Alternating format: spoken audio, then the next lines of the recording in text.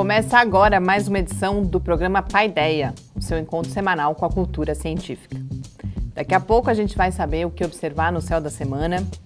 Em Mídia e Ciência, o assunto escolhido entre as muitas notícias importantes dessa semana foi a saída dos Estados Unidos do Acordo de Paris sobre o clima. Mas a gente também comenta rapidinho alguns outros assuntos. E depois do Clique Ciência com o professor Marcos Roberto Chiarati, do Departamento de Genética e Evolução, a gente conversa na entrevista com a professora Arlene Gonçalves Corrêa sobre química verde e sustentabilidade. Fique com a gente.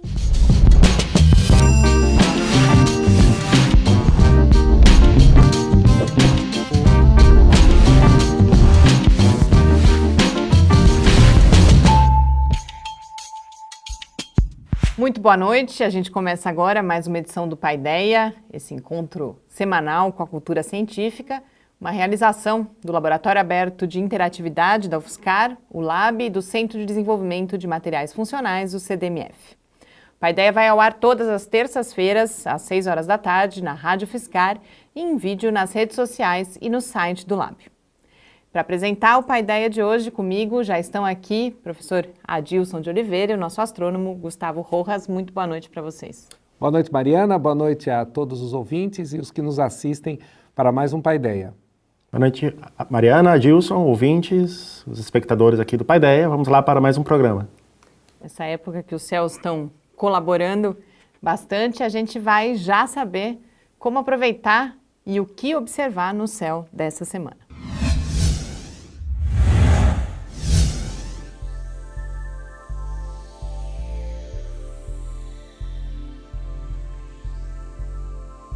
No início da noite, podemos ver Júpiter na constelação de Virgem até a 1h30 da manhã.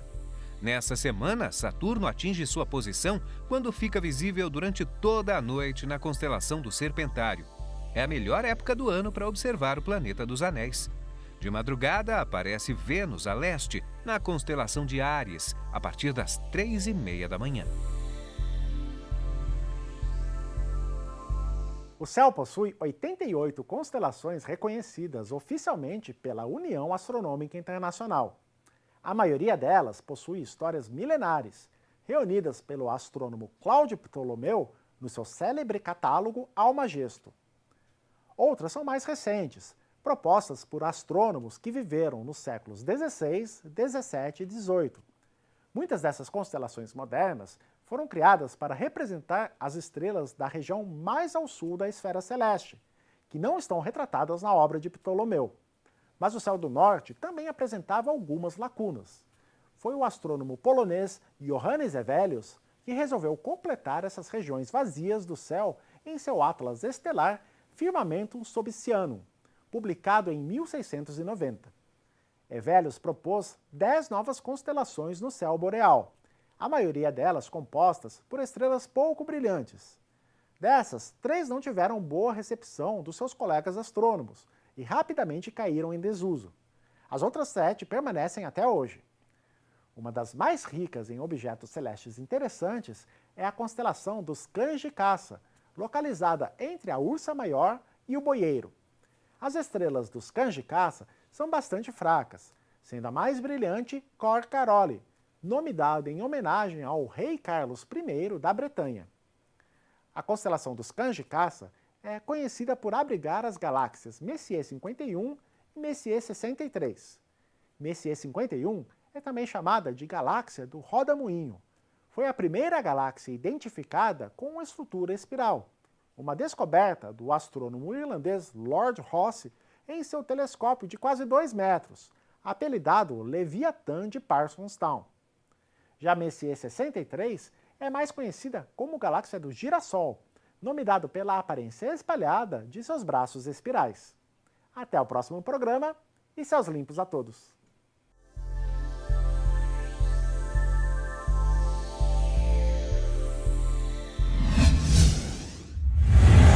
Estamos de volta aqui no Paideia e o céu da semana que vinha vindo sem grandes novidades, né? Só com muitas vezes os 5 planetas visíveis no céu. Mas essa semana a gente tem aí uma efeméride que é a oposição de Saturno, né, Gustavo? Isso, esse que é o destaque dessa semana. A oposição é quando a gente tem um alinhamento entre a Terra, o Sol e um planeta que está além da órbita da Terra. Então Marte, Júpiter, Saturno, Urano, Netuno, todos eles podem ficar em oposição com a Terra. E nessa semana, no dia 15, é a vez de Saturno, né? Então ele vai estar virado para um lado, né, do céu noturno e o Sol do outro. Então nessa configuração é a melhor época do ano para se observar o planeta Saturno. Ele fica mais brilhante, que também coincide com a maior aproximação com a Terra.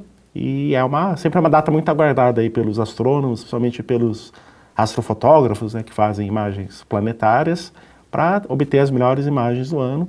E está acontecendo aí durante quase o inverno, né, no finalzinho do outono, que também é uma época muito boa para nós aqui da região sudeste, né, do Brasil, que é a época que chove menos, apesar de hoje estar chovendo aqui em São Carlos, mas, né, o céu é mais limpo, né, você tem noites bonitas e, né, vai também propiciar aí uma boa sessão de observação de Saturno. Essa observação da oposição já é um fato conhecido há muito tempo, né, desde a antiguidade, pelos astrônomos antigos, e eles aproveitavam justamente essas posições especiais que os planetas ficavam no céu, justamente para entender um pouquinho o movimento e até medir as distâncias dos planetas. É impressionante isso, né, que há quase 3.000 anos atrás era possível ter uma noção do tamanho do sistema solar a partir justamente dessas posições, né, dos planetas em relação à Terra e o Sol, não é, Gustavo? Isso mesmo, porque no caso de Saturno ele demora 1 ano e 15 dias para repetir, né? Então não é exatamente um ano inteiro. Né? O padrão das estrelas ele se repete anualmente. Né? Então esse que é a base do ano do nosso calendário, mas os planetas eles estão andando também em torno do Sol. Né? Então você pode ter uma dimensão do tamanho, né, do sistema solar, a distância dos planetas. Quanto mais longe eles estão, né, mais rápido eles fazem essa oposição. Né? Marte, por exemplo, ele faz a oposição a cada 2 anos, né, 3 anos. Então é uma maneira de você ter uma dimensão do tamanho do nosso sistema. E isso era muito estudado, né, pelos astrônomos antigos, né, muito antes da invenção do telescópio. Já que a gente está falando de Saturno, além da questão da oposição, Saturno tem uma outra especificidade aí da qualidade da observação, que é a posição relativa dos anéis dele aqui.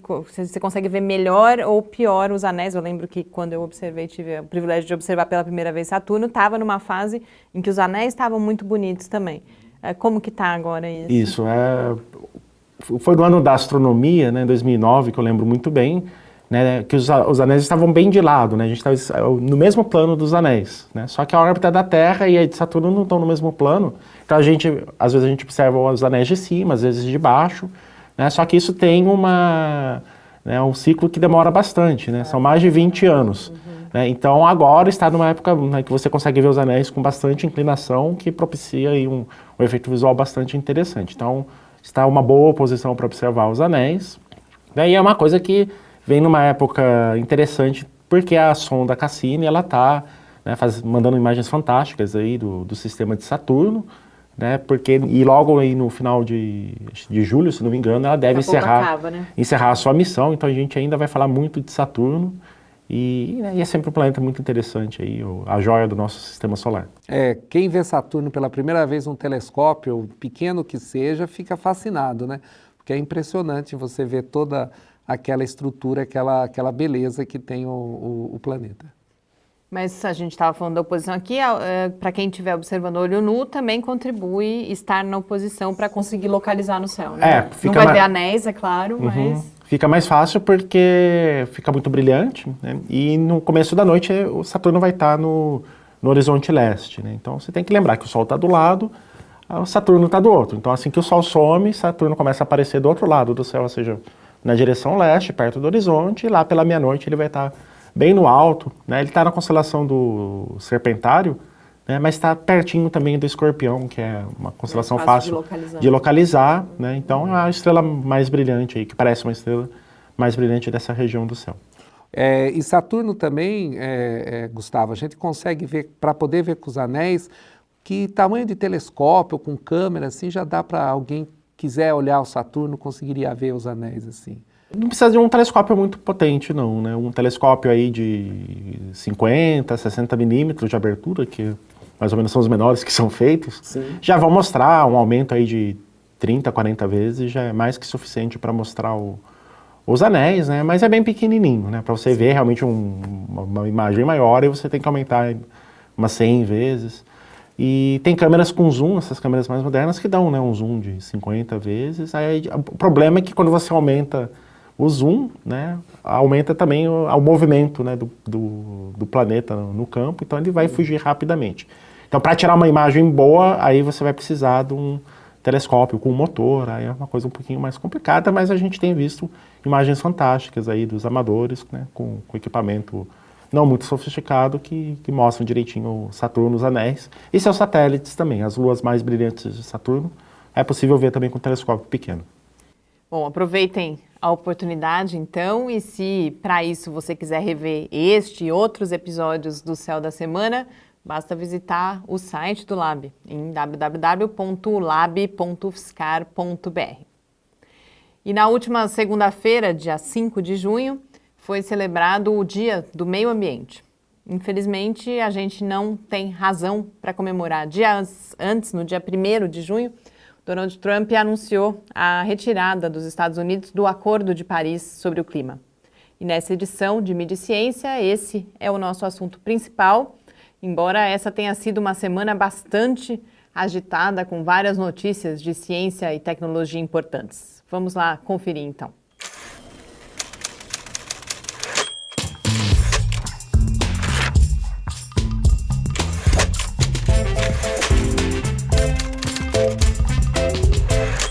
Na última segunda-feira, dia 5 de junho, o mundo celebrou o Dia do Meio Ambiente.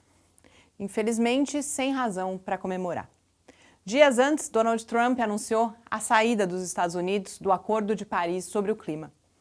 Coincidentemente, no mesmo dia 5, altas temperaturas também foram destaque por um motivo completamente diferente.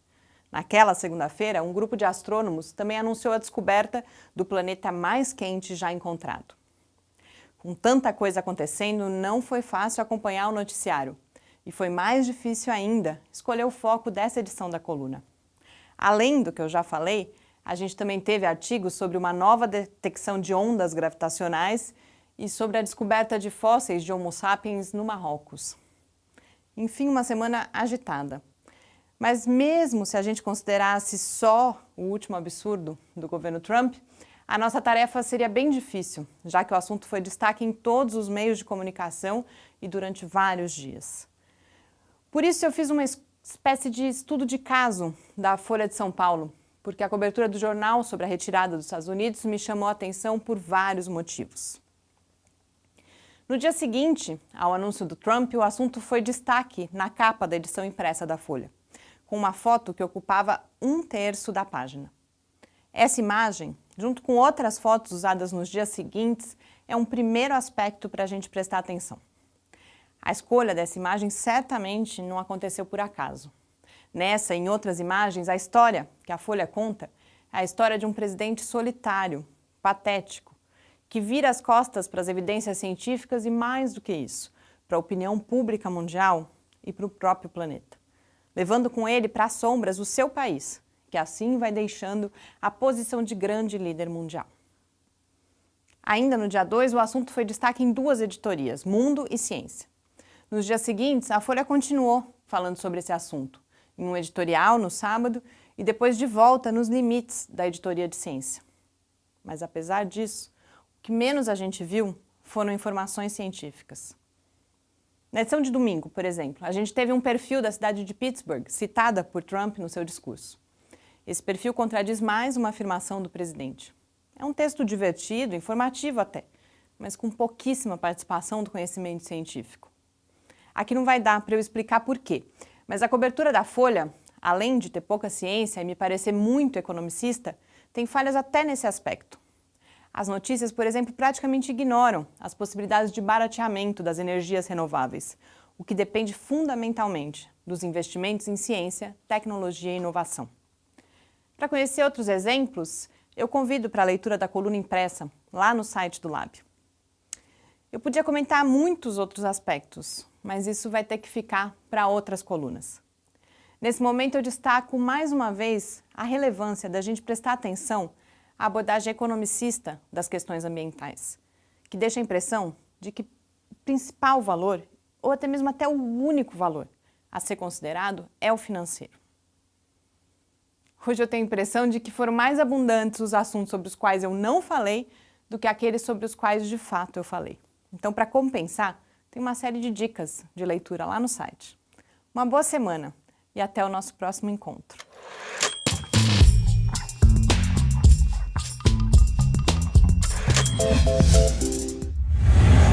Voltamos aqui no Paideia. Eu preciso realmente comentar isso. Foi uma semana complicada para fazer a coluna. Lá atrás, no dia do anúncio do Trump, foi feito ainda na quinta-feira, eu já tinha decidido que esse teria que ser o assunto, mas eu me senti até sem ar, assim, porque isso ficava aparecendo o tempo inteiro e a quantidade de notícias que a gente foi tendo. Então, quem quiser ler mais sobre a questão do clima, tá lá na coluna. Eu acho que aqui a gente poderia comentar. Inclusive, tem uma notícia que nem acabou, mais uma que acabou nem entrando. Mas eu queria que a gente comentasse, então, essa que não entrou e a questão da detecção das ondas gravitacionais, que, mais uma vez, a gente continua tendo descobertas que só tornam cada vez mais robusta a teoria do Einstein, né, Adilson? Exatamente. A detecção das ondas gravitacionais feitas em fevereiro do ano passado pela primeira vez e depois repetida e tendo a terceira observação disso, está sendo realmente um marco importante para a ciência, para a astrofísica e para a física em geral, pois pela primeira vez você começa a observar o universo não apenas pelas ondas eletromagnéticas, a luz ou nas suas diferentes faixas, né? Mas olhando através de uma maneira totalmente diferente, que são essas ondas gravitacionais. As ondas gravitacionais são perturbações que os objetos muito massivos, ao se deslocarem no espaço, eles produzem essas ondulações que são tanto do tempo quanto do espaço. É análogo, né? Um objeto andando na superfície de um lago, ele produz essas ondas. Então isso foi previsto por Einstein há mais de 100 anos e só recentemente conseguiu chegar ao nível de tecnologia para detectar, porque esses efeitos são muito fracos. Nós estamos falando de colisão de buracos negros, movimento, né, buracos negros formando-se juntos e eles gerando essas perturbações que, quando chegam aqui na Terra, são milhares de vezes, centenas de milhares de vezes menor do que um núcleo atômico. Então é isso que nós estamos detectando. Ondulações que têm na ordem de centenas, 100 mil vezes menor que o núcleo atômico. Então isso, sem dúvida, é um feito fantástico. Uma das matérias que eu li falava, inclusive, que agora a coisa começa a mudar um pouco de figura. Se antes eram essas grandes descobertas, não deixam de ser, mas que isso começa a virar uma ciência observacional, porque se percebe Exatamente. que os instrumentos que estão sendo utilizados estão dando conta do recado, são realmente detecções que estão acontecendo. São pequenas perturbações que aí, a partir dos modelos matemáticos, você consegue inferir muitas coisas, descobrir a massa do buraco negro, quando aquilo ocorreu, o efeito que aconteceu. Então, realmente são feitos notáveis. Eu acho que agora, esse ano, talvez as ondas gravitacionais vão ganhar o prêmio Nobel. Se elas não ganharam o ano passado, porque foi apenas a primeira detecção, agora já tem várias detecções. Eu acho que isso, sem dúvida, vale um prêmio Nobel. Talvez esse ano nós vamos ter o prêmio Nobel de Física dado para as ondas gravitacionais. E como eu disse, essa não foi a única corroboração, mais uma corroboração da teoria do Einstein, mas a gente teve uma outra notícia ontem a gente está gravando aqui na sexta-feira, quinta ou quarta-feira, a gente teve mais uma notícia, né, Gustavo? Isso, teve um anúncio que foi publicado na revista Science, né, que foi a primeira vez que foi medida diretamente a massa de uma estrela anã branca, né, que é o que vai acontecer com o Sol daqui a 4 ou 5 bilhões de anos, né, quando acabar as reações nucleares, só resta um caroço, né, do que foi produzido nas suas reações, ou seja, um núcleo muito denso de hélio, carbono, outros elementos, né, mais ou menos do tamanho da Terra. E é um objeto interessante porque é o final da evolução de uma estrela como o Sol, né, mas como é muito pequeno, é muito pouco brilhante e muito difícil de ser observado. E aí o que os pesquisadores viram é que uma dessas anãs brancas que é próxima do Sol, né, está em 2015, ela passou na frente de uma outra estrela, muito mais ao fundo. E ao passar aí perto, né, dessa estrela de fundo, ela provocou um fenômeno que a gente chama de microlente gravitacional, tá? Que é o desvio da luz do objeto de fundo pelo campo gravitacional do objeto que passa na frente, no caso a anã branca. E a dimensão desse desvio é o que foi previsto aí pelo Einstein, né, nos seus estudos. Foi, na verdade, assim que foi comprovada, né, a teoria da relatividade pela primeira vez, pela né, o desvio da luz das estrelas que estavam atrás do Sol, né, naquele famoso eclipse de 1919. Né? Só que dessa vez foi usada essa técnica para medir a massa, né, da anã branca. Isso é muito importante porque o resultado comprovou os modelos, né, de anã branca que já se tinham através de investigações feitas com outras técnicas, né, mais tradicionais. E isso realmente é um desafio, porque a anã branca ela é um estado da matéria que é chamado estado degenerado, né, que é uma condição de densidade que é absurdamente grande, que é impossível de ser obtida aqui num laboratório terrestre. Então, realmente é um destaque aí que né, tá sendo muito comentado nos meios de astrofísica.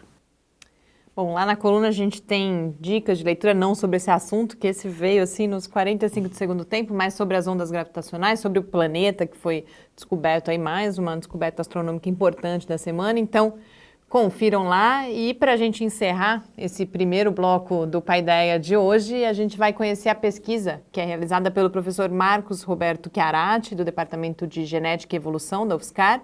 Ele estuda os fatores genéticos e bioquímicos da fertilidade e doenças mitocondriais.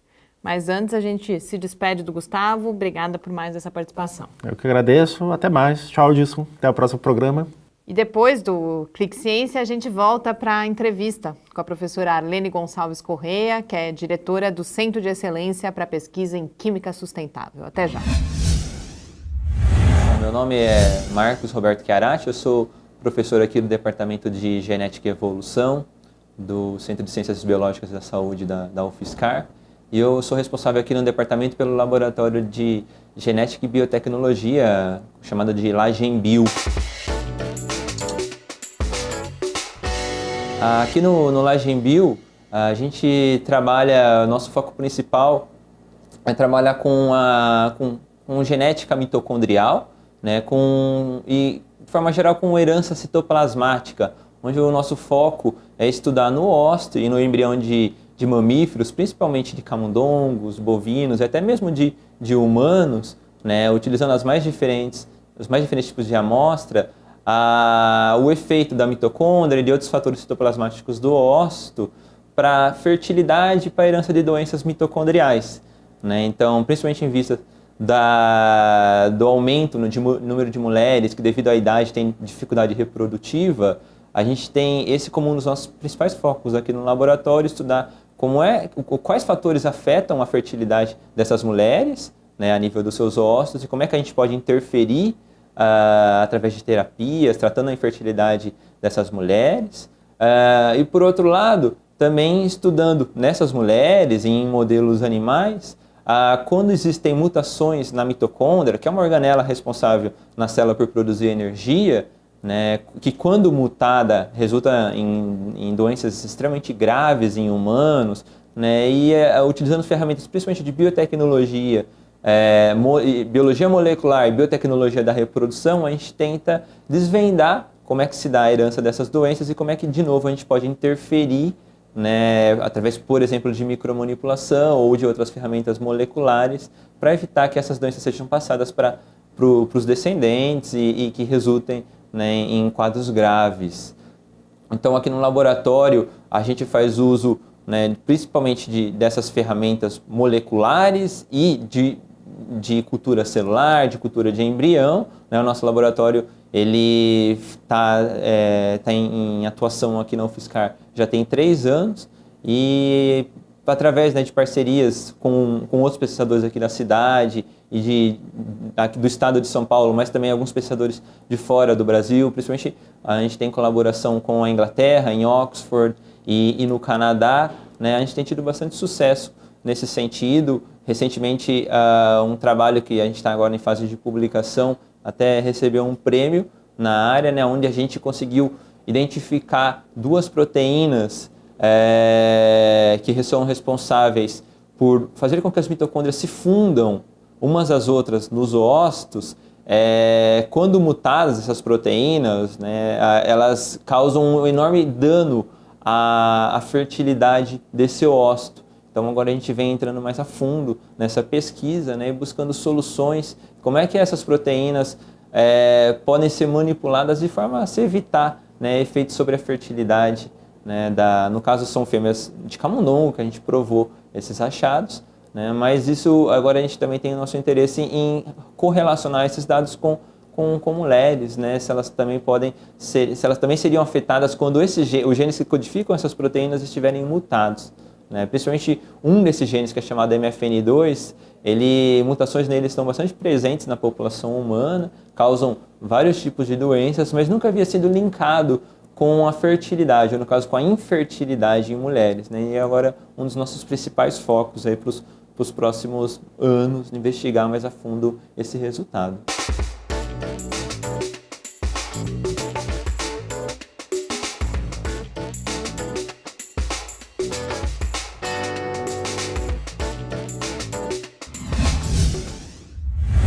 Estamos de volta aqui no Paideia, já com a presença da professora Arlene Gonçalves Correia. A Arlene é professora titular do Departamento de Química da UFSCar e diretora do Centro de Excelência para Pesquisa em Química Sustentável. Na semana passada, inclusive, a gente conheceu um pouquinho da pesquisa da professora Arlene no Clique Ciência, mas hoje a gente vai ter a oportunidade de saber muito mais sobre química verde, química sustentável e outros assuntos. Arlene, muito bem-vinda.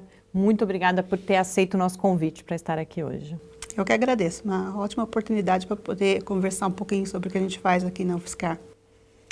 Eu tenho a impressão que, pelo menos no ambiente acadêmico, a gente ouve falar cada vez mais sobre química verde. Mas antes da gente comentar esse aspecto, eu acho importante a gente apresentar o que é, em linhas gerais, a química verde, quais são os seus principais objetivos, inclusive quais são os princípios da atuação em química verde. Eu acho que antes de falar exatamente o que é a química verde, a gente tem que colocar o contexto como ela surgiu.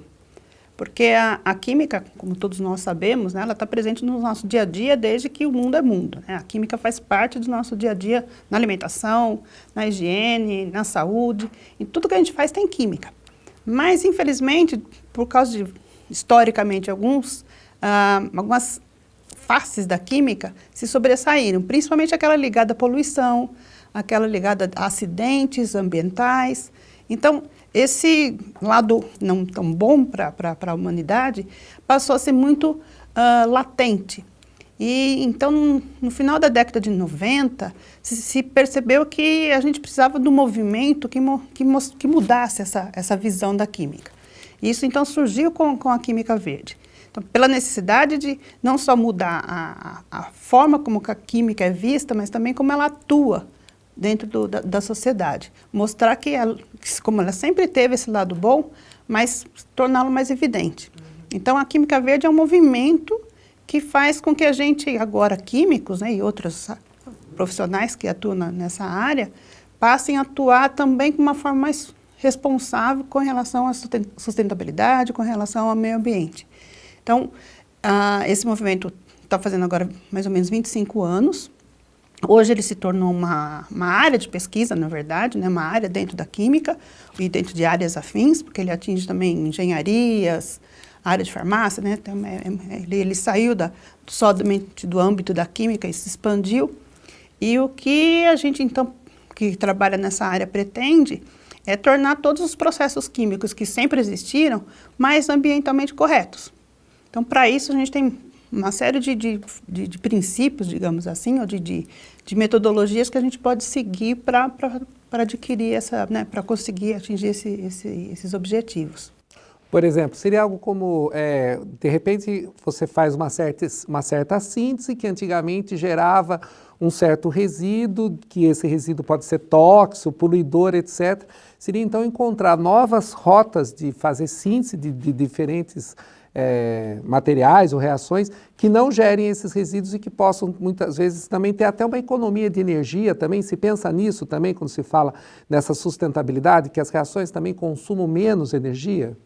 Sim, a gente tem os princípios, né, são conhecidos os 12 princípios da química verde. Dentro desses princípios, vários desses pontos que você citou, Adilson, estão lá. Então, a questão de resíduos ela é fundamental. Então, o objetivo é zerar resíduo. Só que isso é uma questão hipotética, né? Porque para a gente viver, todos nós geramos resíduos. A gente não consegue ter resíduos zero. Isso seria o ideal. Mas minimizar. Então, a palavra-chave dentro do que a gente sempre usa muito é minimizar resíduo, minimizar o gasto energético, minimizar subprodutos, minimizar custos, que é o que a gente faz também no nosso dia a dia, né? Hoje, toda a sociedade deveria pensar desse jeito, né? A gente às vezes fala assim, não, mas é só a química. Não, todo ser humano que é nesse planeta hoje deveria pensar nisso, e minimizar resíduo dentro de casa, dentro do nosso trabalho e dentro do laboratório, né? Isso é uma regra que, como eu falei, extrapolou o ambiente da química. Mas dentro do laboratório, então, especificamente, a gente faz isso. Então, a gente planeja novas reações que sejam, que gerem menos resíduo. Dos conceitos é a economia atômica. Economia atômica é o seguinte, você parte de reagentes e leva produto, e se você tiver 100% de economia atômica, você gera 0 de resíduo. Como eu falei, isso é uma situação ideal, nem sempre a gente consegue, mas em alguns casos sim. Mas se a gente não tiver 100% de economia atômica, se tiver 95%, 99%, já está próximo do ideal. Então é isso que a gente faz. Com relação à energia, a gente também tem tentado buscar energias alternativas. Então, por exemplo, ao invés de eu deixar um processo, uma reação que dura 24 horas com aquecimento elétrico, se eu puder fazer isso com aquecimento solar, usar o sol como energia, eu vou ter um gasto quase nulo, né, de consumo de energia.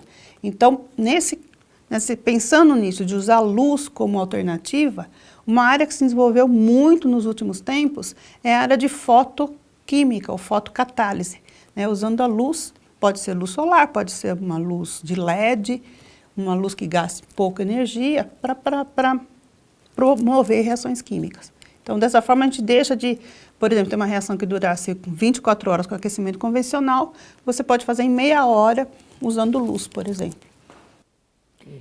E essa impressão de que a área vem se fortalecendo, de que se fala cada vez mais nisso, eu queria que você comentasse se isso é real e também qual é o lugar do Brasil nesse movimento da Química Verde. Como que a Química Verde está se desenvolvendo no país e particularmente aqui na UFSCar também? Como eu falei, né, a Química Verde, ou a sustentabilidade, ela passou a ser uma obrigação. Né? Não é mais uma escolha. Não existe essa opção. Né? Todos nós, dentro do planeta, temos que fazer isso, especificamente quem trabalha com química, tem que fazer, não tem mais opção. Então, eu diria assim, que no país, né, no Brasil, isso não é uma opção de linha de pesquisa, e sim uma obrigação de todos. Obviamente, existe uma fase de convencimento, porque alguns profissionais que a vida inteira trabalharam daquele jeito mais tradicional tendem a resistir, a mudar o seu comportamento. Então, a gente ainda vê dentro do nosso país pessoas que resistem um pouco a mudar a sua filosofia de trabalho, como também acontece na própria sociedade, né? Então, isso é uma coisa que a gente tem que mudar. Mas a pressão existe, as agências de fomento cobram. Então, para vocês terem uma ideia, os últimos editais que saíram no CNPq, na CAPES, na FAPESP, na FINEP, já embutiram exigências de sustentabilidade nos projetos. Então, para você aprovar um projeto hoje, se você não tocar na questão da sustentabilidade, dificilmente o projeto vai ser aprovado. Então, a exigência vem e a gente tem que fazer. Existem grupos que começaram um pouco antes, né? Então, no nosso caso, especificamente, a gente tem há mais de 10 anos já trabalhado nessa área. O primeiro movimento que a gente fez aqui na UFSCar, especificamente para difundir a área de Química Verde, foi em 2006. Então, fazem 11 anos que a gente começou efetivamente com essa área, com o nome Química Verde, né? Então, desde 2006, a gente tem tido cursos e depois projetos aprovados nessa área. Mas, em 1998, foi a primeira vez que a FAPESP lançou um edital já voltado para resíduos. Então, em 98, a FAPESP tinha um projeto de infraestrutura e a gente aprovou aqui na UFSCar o primeiro projeto, né, nessa área para cuidar dos resíduos. E naquela época a UFSCar não tinha o que nós temos hoje, que é a Unidade de Gestão de Resíduos, a UGR. A UGR foi fundada nesse projeto de infraestrutura em 1998, 99. Então, há mais de 20 anos que a gente já já estava preocupado com a questão do resíduo, com a questão do que a gente estava fazendo no laboratório e depois a destinação final daquilo, correta, né? Então, isso foi em 98, 99, que teve o projeto, foi aprovado, a gente instalou, né, dentro desse projeto, conseguiu, junto com a administração da UFSCar, instalar o GR, montar o GR, e hoje nós temos um controle de resíduos aqui na UFSCar que funciona. E isso vem, então, de 20 anos, né, no mínimo, não é... Nada dessas coisas acontece de um dia para outro, né? Mas o Centro de Excelência para Pesquisa em Química Sustentável, ele é mais recente, ele foi inaugurado, iniciou as atividades aí no começo do ano passado, 2016, e ele tem uma especificidade que é essa relação desde da sua gênese com a indústria, no caso com a empresa farmacêutica, a GSK. Então eu queria que você apresentasse uma primeira apresentação do centro, dos seus objetivos, das suas atividades, mas também como se dá essa relação com a GSK. Então, a GlaxoSmithKline, que é a GSK, é uma indústria farmacêutica, que é internacional, é a sede na Inglaterra. E, na verdade, assim, essa cobrança toda, né, e a exigência de que os processos químicos, sim, fossem mais sustentáveis, começou muito dentro da indústria farmacêutica, não nos laboratórios de química. Porque a indústria farmacêutica é uma das que mais polui se você comparar quantidade de produto formado num processo que é feito. Então, se a gente pensar em termos de toneladas de fármacos produzidos / resíduos, essa proporção é a pior que existe. A indústria que a gente pensa que é mais poluente, assim, que você fala, onde você acha que tem mais poluição no Brasil? Todo mundo lembra Cubatão, por exemplo, por causa das petroquímicas. E não, a indústria petroquímica, por exemplo, ela relativamente polui menos. Pela quantidade de produto que eles geram, ano, / resíduos, essa razão lá é baixa. Então, a petroquímica, que é a indústria mais pesada, que a gente imagina que é a mais poluente, quando comparado com o resíduo gerado, é a que menos polui. E a indústria farmacêutica, não. Por quê? O material né, o princípio ativo dos medicamentos, ele é extremamente complicado de ser feito, é um processo custoso, difícil, e o rendimento nem sempre é alto, então por isso gera muito resíduo. São moléculas muito mais complexas, né, do que quando a gente pensa o que se produz na indústria petroquímica. Sim, então aí surge essa dificuldade, né? Exatamente. Então, como são produtos que têm um valor agregado alto, é uma indústria também que tem uma série de especificações. Mas foi por isso, então, que a indústria farmacêutica passou a ser cobrada, né? Vocês têm que melhorar o processo. Então, a química sustentável veio especificamente dessa cobrança da indústria farmacêutica, e foi ela que passou a financiar o desenvolvimento de métodos mais verdes. Então, é por isso que tem a GSK dentro do nosso centro. Por quê? A FAPESP, então, fez um convênio com a GSK, e a GSK, então, entrou com 50% do financiamento do centro e a FAPESP com os outros 50%. Esse é um novo modelo, foi o primeiro, na verdade, um dos primeiros centros de pesquisa que a FAPESP passou a financiar com colaboração direta da iniciativa privada. Esse é um modelo que parece que está dando certo, porque a FAPESP acabou de lançar outros editais, por exemplo, agora tem um da Shell para energias renováveis. Então, é um modelo que é extremamente interessante, mesmo porque a verba que a gente tem do governo para pesquisa está cada dia mais difícil de conseguir, por causa da crise econômica, etc. Então, se a iniciativa privada consegue passar a colaborar, né, e financiar pesquisa básica, é extremamente importante. Eu acho que esse é o ponto importante, né? Exatamente no caso do seu projeto, desse centro, você não está desenvolvendo um produto específico para a GSK, você está desenvolvendo pesquisa básica que vai futuramente gerar tecnologias e avanços. Acho que isso seria bem interessante de dar uma comentada, professora Helene. Eventualmente gera processos, claro, né? Isso é uma coisa assim, porque a pesquisa básica, ela eventualmente gera processo tecnológico, mas não existe essa cobrança direta, né? Não é o objetivo principal. Sim. Isso que eu acho extremamente interessante, porque muitas vezes as pessoas perguntam, você trabalha com uma indústria farmacêutica, então você tem que fazer medicamento? Não. Por quê? Porque a GSK era extremamente eficiente nisso. A gente nunca vai competir com eles. Exatamente. Eles são muito bons nisso. Então, o financiamento para o centro não é para fazer medicamento. O financiamento para o centro é para fazer pesquisa básica e principalmente difusão de conhecimento. Dos pontos que mais eles enfatizaram no nosso projeto era difusão de ciência, que é o que vocês fazem maravilhosamente bem aqui. A gente tem uma carência enorme, né, na população brasileira de conhecimento de todas as áreas, incluindo conhecimento científico. Então, você conseguir falar com o público leigo sobre aquilo que a gente está fazendo aqui dentro da universidade, de uma forma mais ampla possível, é espetacular. E isso é um dos pontos principais dentro do nosso centro, é a difusão de ciência. Porque muitas vezes associa química sempre com coisa ruim, não é verdade? Essa é a visão que a pessoa tem. Aquilo que você está tomando tem química, etc. Você põe química no cabelo, seja lá o que for. Então, fica com a sensação que a química só faz coisas ruins, coisas que não são boas, né? Que eu acho que é um ponto muito importante de mostrar que, justamente ao estudar a química profundamente, etc., você vai conseguir desenvolver processos que são muitas vezes ajudam a melhorar a vida das pessoas. Isso, exatamente. É essa questão que eu estava falando no início, né, de como surgiu a necessidade de pesquisar em química verde. Uma delas era justamente essa visão ruim que a população em geral tem da química. E sem química a gente não vive.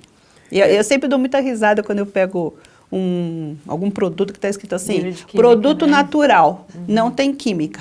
Se é um produto natural, é químico, né? E se não tiver química, não existe, é vácuo. Exatamente. E uma outra discussão bastante presente, particularmente nessa semana que a gente teve aí o anúncio da retirada dos Estados Unidos do Acordo de Paris, toda a discussão muito presente aqui no Brasil também sobre retrocessos na legislação ambiental, e os argumentos por trás muitas vezes colocam uma aparente dicotomia entre sustentabilidade de um lado e o desenvolvimento econômico de outro.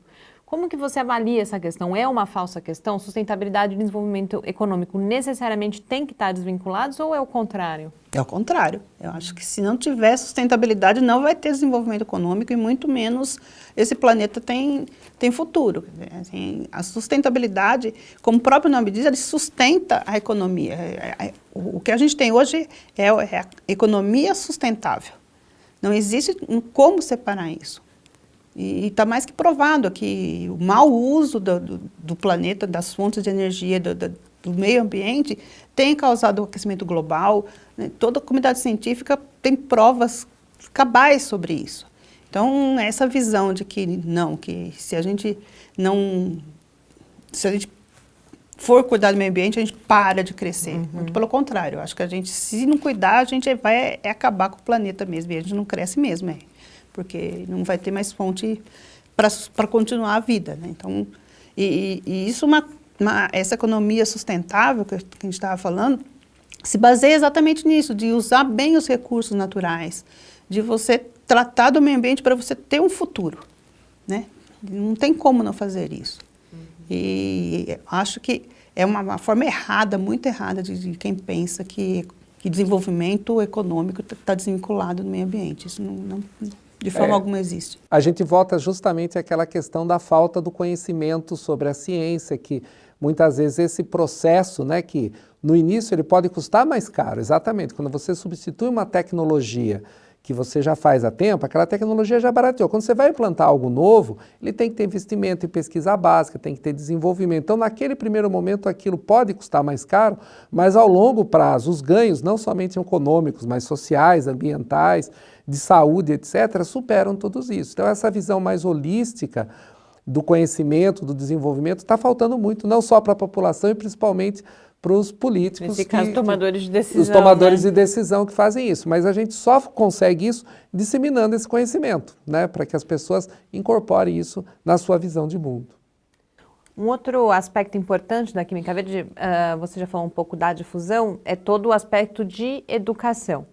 Então, queria que você apresentasse esse também, e particularmente a formação no sentido da formação de novos profissionais na área. Os cursos de graduação, eles já sofrem transformações por conta de toda essa reflexão do movimento da Química Verde?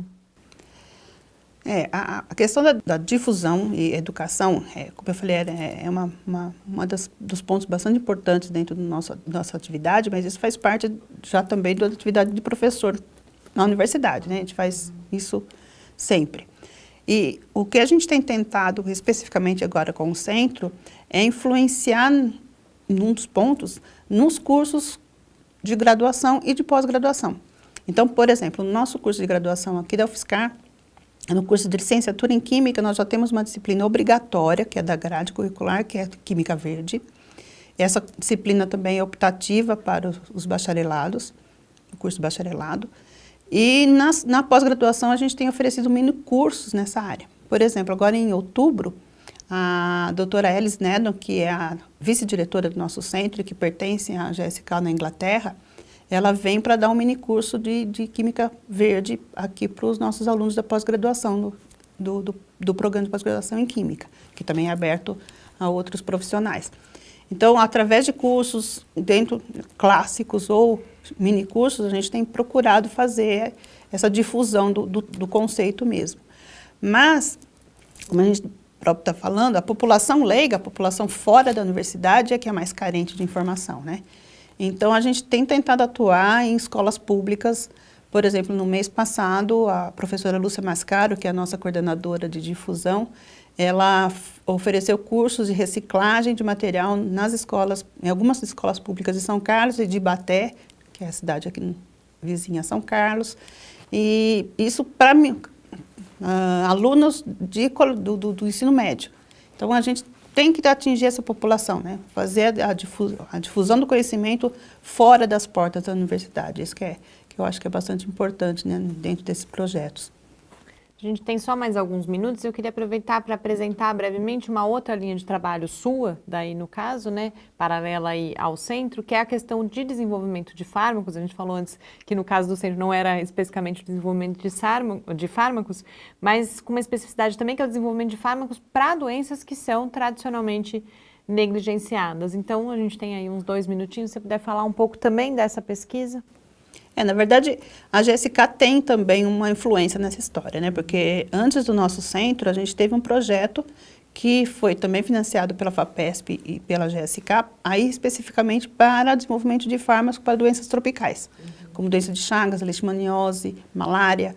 E essas doenças, por que elas são chamadas de negligenciadas? Porque elas são doenças que são específicas de países em desenvolvimento.